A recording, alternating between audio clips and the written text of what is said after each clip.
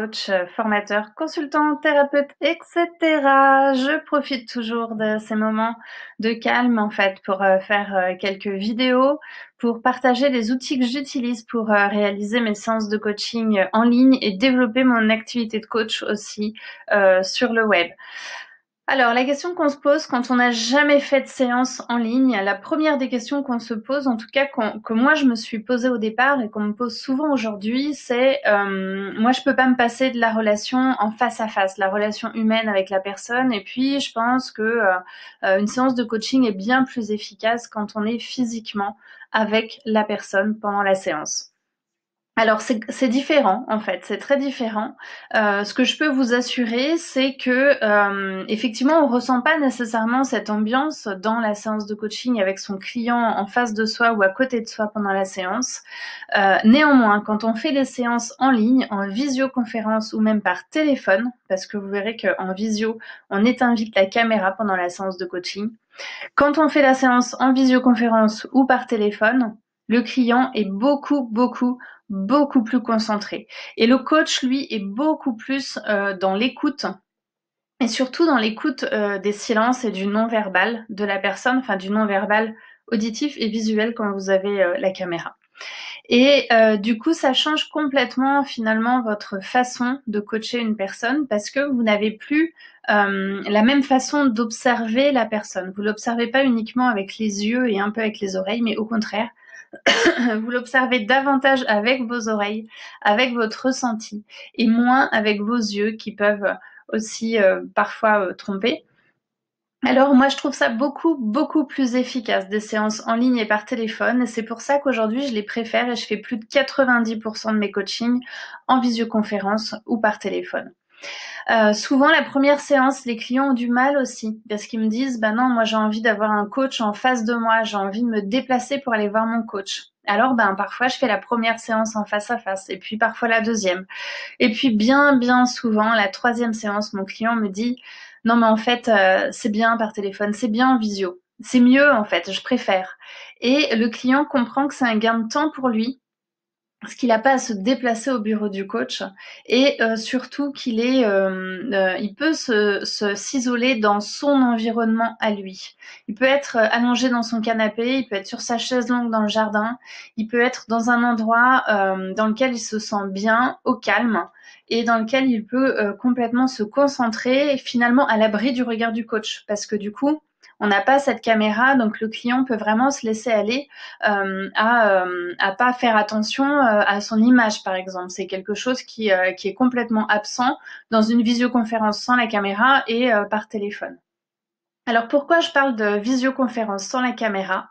C'est parce que quand je réalise ma séance de coaching avec un client, bien entendu, on met la caméra au début et à la fin de la séance pour se dire bonjour, comment ça va, faire un petit brief avant la séance. Et puis, dès qu'on arrive, on démarre la séance. Voilà, qu'est-ce que tu as envie de travailler aujourd'hui? Qu'est-ce qui est important pour toi? On commence à travailler le contrat de la séance. Eh bien, à ce moment-là, je propose au client de couper la caméra pour qu'il puisse rester complètement concentré sur sa séance et sur les questions que je vais lui poser. Bien évidemment, on réalise toute la séance du coup sans la caméra. Et à la fin de la séance, une fois que le plan d'action est fait, qu'on a célébré ensemble cette fin de séance, les apprentissages du client, les bénéfices, je propose je propose au client de rallumer sa caméra pour qu'on puisse débriefer de la séance de coaching ensemble et qu'on puisse se dire au revoir et puis planifier les prochaines séances, etc. Donc oui, bien sûr qu'on se voit du coup au début et à la fin de la séance, mais pour moi c'est très important de d'éteindre la caméra pendant la séance de coaching du client parce que c'est pour son bien à lui. Alors évidemment, du coup, j'ai moins d'éléments de non-verbal puisque je vois pas mon client. Mais ça m'oblige à me concentrer davantage sur ce que dit et ce que ne dit pas le client, sur son intonation, sur ses silences. Et c'est très intéressant à faire. En tout cas, moi, je trouve que les séances de coaching sont beaucoup plus efficaces quand on les fait sans avoir le client en face, quand on les fait simplement, voilà, en visio, sans la caméra ou par téléphone. Donc ça, c'est la première chose que je voulais vous partager. Je vais vous partager aussi dans cette vidéo, je vais vous partager des outils que j'utilise parce que bien sûr, il y a ces séances de coaching où je prends des notes pour le client et le client, lui, n'a rien d'autre à faire que de réfléchir. Et puis, il y a d'autres séances où le client va avoir besoin d'un support, comme par exemple un tableau blanc, comme une carte mentale, comme... qu'est-ce que j'ai d'autre comme support Ah oui, j'ai un outil aussi qui permet de faire des schémas. Et donc, je vais vous partager ces 3 outils-là que j'utilise. C'est aussi des outils qui sont gratuits, disponibles sur le web. Donc, je vais vous les montrer pour vous les partager. Avant ça, j'utilise moi Zoom pour faire mes séances de coaching en ligne. Pourquoi j'utilise Zoom? En fait, avant, j'utilisais Skype. Et Skype, je trouve que la qualité du réseau n'est pas toujours suffisamment bonne. Et souvent, j'ai des coupures en milieu de séance. Alors, des images qui se figent parfois quand il y a la caméra ou le son qui n'est pas bon, qui se coupe. Et du coup, ça peut être vraiment préjudiciable pour un client quand le coach n'entend pas sa réponse et est obligé de lui demander de répéter, lui expliquer qu'il y a des problèmes de réseau, ça peut flinguer une séance. Donc du coup, j'ai décidé de me payer un abonnement Zoom parce que c'est important pour moi d'avoir une vraie qualité dans la visioconférence que je propose à mon client. Donc en fait, vous connaissez peut-être déjà l'outil. Ça ressemble à Skype, en plus évolué. Vous pouvez faire des partages d'écran, etc. Vous pouvez programmer vos réunions. Dans certains packs aussi, vous pouvez avoir des webinaires et gérer vos webinaires et vos mailings via Zoom. Moi, j'ai pris l'abonnement classique. Alors, il y a une version gratuite qui existe, qui est limitée à une seule personne en visioconférence ou limitée à plus d'une personne et 40 minutes en visioconférence, donc à plus de 2. C'est la version gratuite. Moi, je fais quand même beaucoup de réunions d'équipe et du coup, et de coaching collectif. Et du coup, j'avais besoin, moi, d'avoir un abonnement Zoom pour pouvoir avoir des séances de 2 heures, par exemple, en visio avec mes clients. Donc, c'est pour ça que j'ai pris un abonnement Zoom. Sinon, dans sa version gratuite, c'est illimité en temps si vous êtes en one-to-one avec votre client. Et donc, c'est une très très bonne qualité. Vous pouvez aussi enregistrer les séances en vidéo avec l'accord de vos clients et pour votre client, pour que lui puisse, par exemple, revisionner sa séance. Et vous pouvez aussi programmer des liens. Dans Zoom, le principe, c'est que vous créez une réunion à chaque fois que vous avez une visioconférence. En fait, moi, comme j'ai des réunions qui sont vraiment récurrentes et que j'ai pas envie de créer un lien à chaque fois parce que les gens que j'invite à la réunion retrouvent pas le lien, retrouvent pas le mail, c'est compliqué. Du coup, moi, j'ai décidé de créer des liens qui soient fixes pour chaque réunion. Par exemple, je travaille avec le réseau Étincelle et on se fait quand même très régulièrement des calls d'équipe pour préparer nos formations et pour faire nos réunions mensuelles. Donc voilà, j'ai créé un lien qui est unique à chaque fois. On sait que c'est uniquement notre équipe qui se connecte sur ce lien. Du coup, toute l'équipe y a accès, peut aussi l'utiliser sans moi. Et donc, c'est un lien unique et voilà, à chaque fois, on se connecte sur le même lien. Et je fais pareil avec mes clients en coaching, donc c'est ailleurs dans mes réunions. Je crée aussi un lien avec le nom de mon client. Ça veut dire qu'il y a uniquement lui et moi qui avons accès à ce lien-là et surtout c'est le même pour chacune de ces séances. Il n'a pas besoin de chercher le bon lien pour la bonne visio. Voilà, donc ça c'est ce que je voulais vous montrer. Et puis voilà, vos enregistrements de séances, quand vous décidez d'enregistrer les séances, ils peuvent être stockés directement dans le cloud ou sur votre PC. Donc ça voilà, c'est l'outil Zoom que j'utilise et je le trouve vraiment génial. Les autres outils que j'utilise, alors il y a le sketchboard, donc c'est sketchboard.com.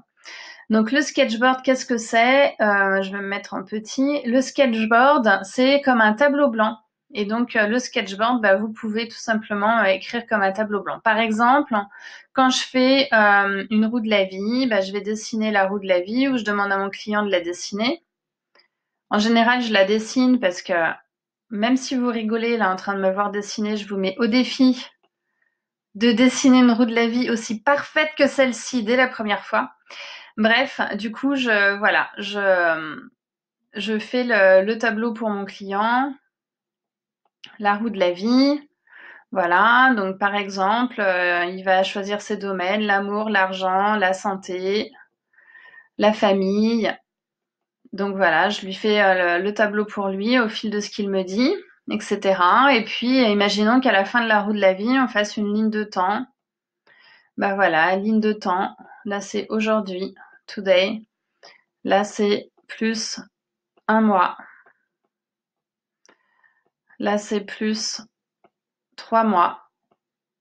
Voilà. Et on peut explorer avec le client. Donc, je peux prendre des notes pour le client sur ce sketchboard. Vous avez aussi une galerie, voilà, avec des petites icônes, des petites images que vous pouvez ajouter à votre tableau. Donc ça peut être super intéressant aussi à utiliser avec votre client. Hein. Donc c'est très imagé et ça permet voilà, d'avoir un tableau blanc. Donc moi, c'est un outil que j'utilise beaucoup avec mes clients, ce tableau-là, Sketchboard. Je sais qu'il y a d'autres outils que d'autres coachs utilisent. Celui-là, moi, je le trouve très très bien. Je trouve qu'il y a beaucoup de choses. Et puis, il est très pratique. En tout cas, voilà, moi, c'est celui que je préfère. Un autre outil que j'utilise, c'est Lucidchart. Alors Lucidchart, c'est un outil qui permet de faire des schémas comme lequel je pourrais vous montrer. Comme celui-ci, par exemple, que j'ai réalisé pour certains clients que j'ai en mentoring sur la digitalisation de l'activité de coach. Donc, soit je leur montre le schéma à l'écran s'il est déjà fait comme ici. Voilà. Donc là, c'est un schéma qui est déjà fait et je le montre à mes clients. Alors, c'est un petit peu long. Voilà, je le montre à mes clients, j'explique les différentes étapes. Soit je crée, alors pour expliquer par exemple un processus à un client, c'est pas très concret pour lui et qu'il a besoin. Alors, je peux plus créer. Mince. Ouais, voilà. Imaginons, on part de zéro avec un client et je lui dis, bah écoutez, c'est simple, dans le processus. Je dis toujours c'est simple, hein, en fait. Je lui dis, bah, mon client, bah voilà, dans le processus, on va dire que la première étape, c'est ça. Donc là, c'est la première étape. Donc je lui mets étape 1. Et puis ensuite, il y a une deuxième étape quand, je sais pas, quand votre client décide de télécharger votre e-book, il passe à la deuxième étape. Mince. Voilà, votre client décide de télécharger votre e-book à l'étape 1, bah, il passe à l'étape 2. Et puis une fois qu'il est à l'étape 2, il peut aussi avoir, voilà, je sais pas, atterrir dans une liste email par exemple. Alors on va faire, comment je fais mes listes email? Tac, tac, tac. Ah, je les ai plus ici, bon c'est pas grave, voilà, on va dire celui-là. Hop. Mon client arrive dans une liste email. Voilà, enfin tout ça pour vous montrer qu'on peut créer des schémas pour expliquer à notre client des concepts, pour expliquer un processus, pour expliquer plein de choses qui peuvent être pas très concrètes pour vos clients. Donc vous avez ici des post-it, voilà, vous pouvez mettre un petit post-it, attention à blablabla, une petite note. Voilà, vous avez différentes formes. Pour ceux qui connaissent un petit peu ces schémas-là, vous avez des processus de décision, etc. Donc ça, c'est intéressant. Moi, je trouve ça intéressant. J'en ai besoin de temps en temps de faire des schémas pour expliquer un concept, un processus à un de mes clients. Et puis un outil que j'adore. Alors ça, c'est un outil qui est génial. C'est le mind mapping. Donc le mind mapping, c'est quoi? C'est tout simplement créer des schémas qui vont permettre de structurer votre discours et surtout qui vont permettre à votre client de structurer sa pensée. Parce que pour structurer sa pensée, ben, on a besoin d'avoir sous les yeux quelque chose qui nous permette d'organiser les informations. Et à moi, en tant que coach ou mentor, ça me permet aussi d'organiser ce que je vais délivrer à mon client. Moi, j'ai tendance à partir dans les détails. Il suffit que le client me pose 3 questions et je suis complètement partie loin du sujet principal. Et du coup, ça peut perdre un peu mon client. Donc ça m'aide beaucoup, vraiment beaucoup à structurer ma pensée. Donc ça, c'est très simple à créer. Vous faites nouvelle charte. Voilà, vous avez des modèles. Vous pouvez choisir un modèle qui vous plaît. Vous faites créer et vous avez déjà le modèle de carte mentale qui va se créer, voilà. Après, vous avez juste à renseigner le texte et puis à créer les box où vous en avez besoin. Donc, votre sujet central, par exemple, expliquez à votre client que ça, c'est comment fonctionne un accompagnement coaching. Donc, vous lui dites, tout d'abord, il y a une première séance plus un contrat. Enfin, il y a une première séance et à l'issue de cette première séance, par exemple, vous allez signer un contrat. Ensuite, il va y avoir les séances de coaching. Et dans les séances de coaching, vous allez avoir la séance 1, la séance 2, etc., etc. D'accord? Et puis, la troisième partie de votre accompagnement, ça va être le bilan du coaching. Et dans le bilan, qu'est-ce qu'on va faire dans le bilan? On va reprendre tous les contrats de séance, par exemple. On va aussi se remémorer les prises de conscience et les apprentissages. On va faire quoi d'autre? Voilà. Donc là, ça permet d'expliquer à votre client un processus de coaching. Souvent, c'est un peu obscur, un peu abstrait, un processus de coaching. Donc moi, c'est un outil que j'aime beaucoup pour pouvoir structurer la pensée et puis structurer aussi le discours, côté celui qui dispense le contenu. Donc ça, c'est un outil qui est absolument génial. Je vais vous montrer ce que ça donne quand même avec celui que j'ai créé là. Par exemple, moi, quand j'explique ce que c'est que le coaching digital à mes clients, j'utilise souvent ce schéma-là que j'ai construit. Et par exemple, quand j'explique comment faire un toboggan, voilà ce que ça donne. Bon, alors là, tout est ouvert, donc je vais essayer de le fermer pour vous montrer ce que ça donne. Mais par exemple, je leur dis, voilà, un toboggan, qu'est-ce que c'est? Voilà ce qu'il y a dedans. On va parler de ça parce que c'est le plus important. Et là-dedans, comment on fait? Alors, je leur dis, pour créer un tunnel, par exemple, tunnel de vente, la structure du tunnel de vente, comment elle est faite? 1, 2, 3, 4, 5. Voilà les 5 pages de votre tunnel de vente. Et dans chacune des pages, qu'est-ce qu'il y a? Et puis, on va aller là. Et puis, dans les emails, et puis, etc., etc., etc. Donc, en fait, voilà, ça, c'est un outil qui est hyper pratique pour structurer votre discours et structurer la pensée du client, lui permettre d'organiser ses informations. Et alors, bien sûr, quand j'utilise ça, j'enregistre aussi la séance avec mon client parce que c'est important pour lui de pouvoir revisionner les points qu'on aurait abordés, puisqu'on retient que 8% de ce qu'on nous dit, et c'est vrai, dans une séance de mentoring, on délivre tellement d'infos en 1 heure que le client se souvient que de 8%, c'est dommage. Donc, j'enregistre toujours les séances de mentoring, avec l'accord du client, bien sûr. Mais j'enregistre toujours les séances du mentoring, pas pour moi, mais pour mes clients, pour qu'ils puissent les visionner. Voilà, cette vidéo est terminée. Ce sont les 4 outils principaux que j'utilise pour faire mes séances de coaching. J'espère que cette vidéo vous a plu. Moi, je suis ravie de continuer à les faire. Si vous voulez en savoir plus sur la digitalisation de l'activité de coach, qui ne veut pas dire faire absolument des coachings à distance, mais qui veut dire digitaliser son activité pour pouvoir développer son activité sur le web et avoir plus facilement et de façon plus récurrente des nouveaux clients en présentiel ou en ligne. Après, ça, c'est vous qui choisissez, c'est votre client qui choisissez.